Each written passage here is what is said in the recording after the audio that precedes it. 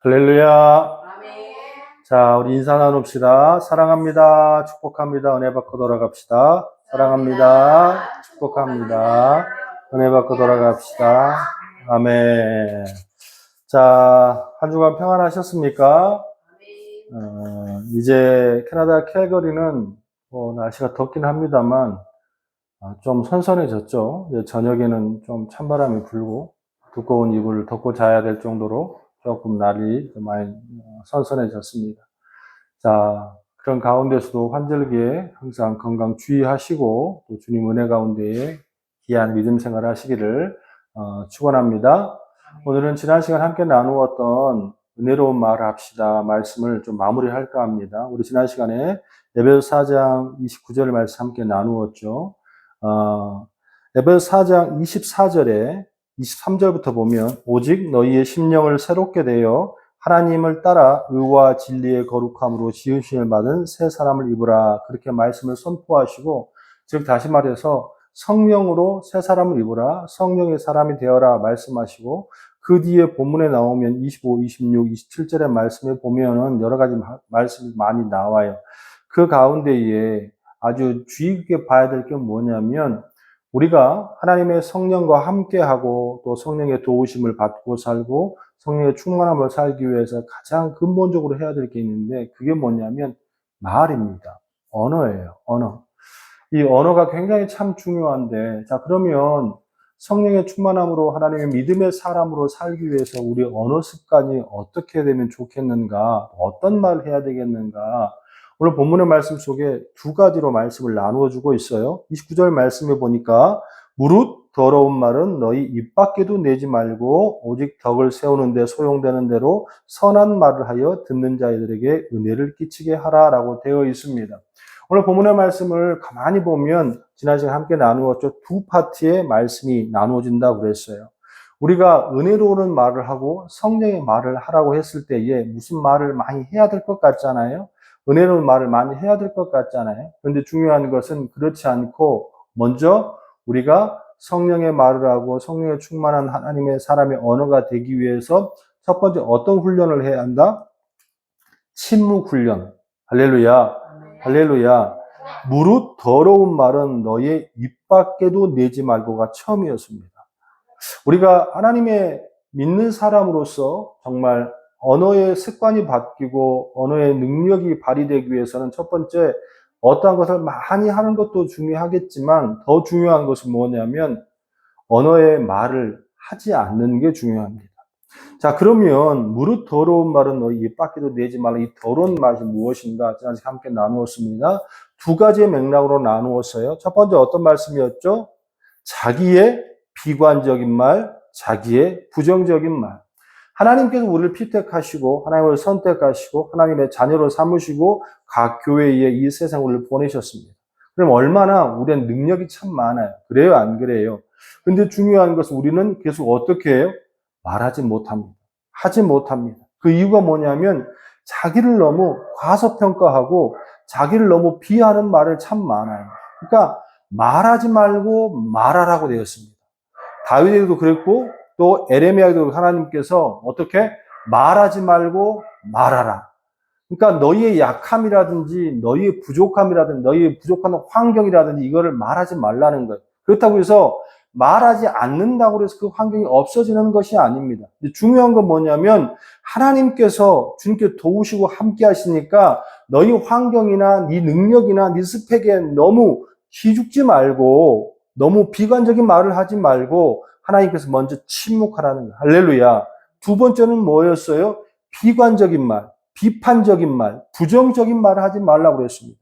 우리가 시편 39편 우리 지난주에 함께 나누었죠. 1절 2절의 말씀에 내가 말하기를 나의 행위를 조심하여 내 혀로 범죄하지 아니하리니 악인이 내 앞에 있을 때에도 내가 내 입에 재갈을 먹이라 하였도다. 세상을 살아가다 보면 억울한 일을 참 많이 당합니다. 물론 그 억울한 게 정말 억울한 건지 그 사람이 편에서만 억울한지는 좀 달아봐야 되겠습니다만 어찌됐든 간에 참 억울하고 답답하고 좀 힘든 일을 참 많이 당할 때가 있어요. 그럴 때나 정말로 나쁜 사람을 보거나 어떤 사람을 볼 때도 또 험담할 때도 중요한 것은 먼저 우리가 은혜로운 사람이 되고 은혜로운 성령 충만의 사람이 되기 위해서는 내가 어떻게 비판적인 말, 비관적인 말을 하지 않아야 할 줄로 믿습니다. 비난하지 말아야 될 줄로 믿습니다. 비판이나 비난은 똑같은 거예요. 시편 39편의 1절, 2절의 말씀은요, 다윗이 나이가 많이 먹었어요. 이제는 그 측근에 있던 모든 사람들이 이제 늙었으니까 이제 내려오세요. 이제는 권력도 이제 그만 이제 주세요. 그러면서 자꾸만 다윗을 이제 압박하는 그런 상황이고 다윗을 모함하는 그런 상황이에요. 그때에 다윗이 어떻게 합니까? 시편 39편에 그런 게 있음에도 불구하고 다윗은 먼저 뭐 하는 거예요? 참는 거예요. 참는 거예요. 다른 사람을 판단하거나 비판하지 않고 참고 그 마음을 누구에게 돌리죠? 다윗이 누구를 찾죠? 여호와여 그랬잖아요. 하나님을 찾아서 하나님을. 아버지 하나님, 내가 이렇게 힘들고 어렵습니다. 마음이 고통스럽습니다. 저 사람을 다 없애주세요가 아니라 하나님 내 마음을 만져주세요. 나를 위로해 주세요. 저 환경을 주님 도와주세요라고 기도하는 모습이 우리 안에 있어야 할 줄로 믿습니다. 우리가 은혜로운 언어 습관이 되기 위해서 가장 먼저 해야 될 것은 많은 말을 하지 않고 첫 번째 뭐 하는다? 저를 바라볼까요? 어떻게 한다? 참는다. 참는다. 침묵 훈련이 가장 먼저일 줄로 믿습니다. 저도 목회를 하다 보면 또 사람들을 만나다 보면 그런 말이 있잖아요. 아니땐 굴뚝에 연기 나리야 이런 말이 있잖아요. 뭐가 있으니까 저런 말들이 나왔겠지. 뭐가 있으니까 저런 사람들의 말이 돌겠지. 정말 말도 안 되는 어마어마한 말들, 오해를 많이 듣고 모함도 많이 듣고 살았습니다. 정말로 저 목사 어디 개척했더니 몇 년 있으면 뭐 쫓겨날 거야. 몇 년 있으면 질병으로 죽을 거야. 그런 말도 너무 많이 듣고 엉뚱한 소리도 많이 들었어요. 그런데 일일이 대응한다고 달라질 건 단 하나도 없더라. 하나님이 아시니까 언젠가는 반드시 갚아주시리라. 할렐루야. 할렐루야. 두 번째는 그러면 이제 29절 말씀해 보니까 무릇 더러운 말은 너희 입 밖에도 내지 말고 이게 첫 번째 침묵 훈련이었다면 두 번째 후반부에는 이제 말을 하라고 그러는데 같이 한번 읽어볼까요? 오직이라는 것은 성경에서 오직 용법이 나올 때는요, 이거 말고는 어느라는 걸 쓰면 안 돼라는 거예요. 오직 어떻게 덕을 세우는데 소용되는 대로 선한 말을 하여 듣는 자들에게 은혜를 끼치게 하라라고 되어 있습니다. 이제 드디어 말을 하래요. 믿는 사람은 말을 하래요. 근데 어떨 때 오직 이렇게만 얘기해야 돼. 뭘 세우는데? 덕을 세우는데 소용되는 대로 말을 해라. 선한 말을 해라. 근데 성경이 조금 좀 해석이 좀 그래요. 이 덕이란 표현이 옛날 성경에는 이 덕도 다 빠졌었는데 이 덕이라는 것이 조금 어떻게 해석해야 할지 모르겠어요. 근데 오늘 보니까 이 덕이라는 말이 헬라어 원문에 보니까 오이코도메라고 되어 있거든요. 그러면 이 말씀이 다른 구절에는 어떻게 쓰였나 보면 이 말씀이 덕이 뭔지 알 것 같아요. 이게 에베소서에 몇 번 나오거든요. 4장 12절에도 나오고 4장 16절에도 나오고 또 4장 29절에도 나와요. 근데 공통적으로 이 덕이라는 표현이 어떻게 쓰냐면 교회를 세우고 그리스도의 몸을 세우고 공동체의 유익을 세울 때만 쓰는 것이 오이코도메를 쓰다는 거예요. 그러면 그렇구나. 무릇 더러운 말을 너희 입 밖에도 내지 말고 이대로 그대로 직역한다면 오직 교회를 세우는데 소용되는 대로 선한 말을 하여 듣는 자들에게 은혜를 끼치게 하라라고 되어 있습니다. 할렐루야. 자, 우리가 말을 할 때에 교회를 세우는 데에 사용되게 말을 하래요. 자, 그러면 교회는 두 가지 교회가 있죠. 첫 번째, 오늘 주일 아침에 우리가 어디를 가죠? 교회를 갑니다. 이게 유형의 교회, 건물이 있는 교회. 또 하나 교회는 뭐죠? 그렇죠. 하나님이 담겨져 있는 모든 인간이 다 무형의 교회입니다. 자, 그러니까 이걸 그대로 해석한다면 어떻게 해석이 되겠어요? 믿음을 세워주고 믿음을 올려주고 교회를 위하여서 선한 말을 하라. 할렐루야.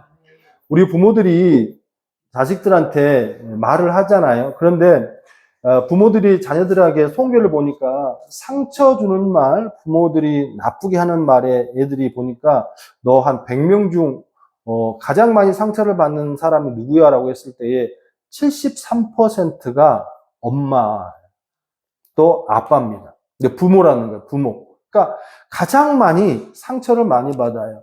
그러니까 애들이 엄마한테, 부모님한테 수학을, 엄마, 아빠, 나 수학 100점 맞았어 하고 교회 집에 막 달려왔어요. 그러면 엄마가 하는 말은 뭐예요? 수학 100점 맞았어요. 그러면 엄마가 어떻게 해줘야 되겠어요? 너무 잘했다. 또 너무 좋다. 이렇게 해줘야 돼. 격려를 해줘야 될 텐데, 엄마나 부모님 하는 말은 국어는. 이렇게 나온다는 거예요. 우리가 진정으로서 하나님을 믿는 자들에게 선한 말은요, 그 믿음이 실족되지 않게, 그 믿음이 든든하게 세워지게, 그 마음속에 하나님이 계신 그 하나님을 돈독하게 세워지게 어떻게 세우는 말을 해야 될 줄로 믿습니다. 이게 성령의 사람이 하는 말이라는 거예요. 하루는 어떤 전도사님 설교를 했는데 설교를 너무 잘했어요.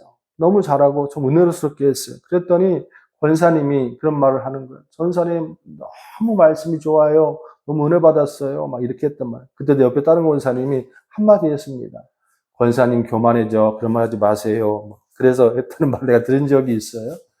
교만해지지 않습니다.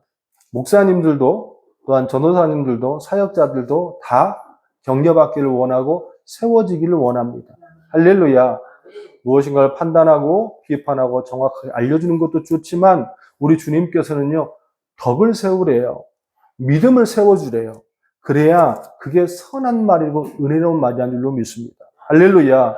우리가 자녀들에게 또 각 교회, 지교회에 있는 모든 성도들에게 믿음을 세워주는 말을 합시다. 또한 두 번째, 유형의 교회입니다. 그 교회는 교회 안에서 교회를 세워주는 말을 해야 할 줄로 믿습니다. 교회는 참 어려운 곳입니다. 힘든 곳이에요. 그래서 많은 일들이 있고, 많은 어려움이 있고, 많은 판단이 있고, 많은 부정한 것이 있고, 많은 합리적이 못한 것이 있는 것이 교회예요. 에클레시아, 거룩한 사람들이 모인 공동체인데 그렇습니다. 왜 그러냐? 우리 자체가 아직은 거룩하지 않기 때문에 그래요. 그런 가운데에도 불구하고도 우리가 판단하거나 정지하기보다는 그 사람을 위하여서 기도하고 또 세워주고 그 교회에 덕을 쌓는 우리의 모습이 있어야 할 줄로 믿습니다. 오늘 말씀은요, 머리로 알고 무엇인가를 기억하는 것이 아니라 오늘은요, 작은 거 하나지만 실천하고 담아보는 훈련이 이번 한 주간에 있어야 할 줄로 믿습니다. 이제는 첫 번째, 침묵하십시오. 말하지 않으세요. 그리고 기도하세요.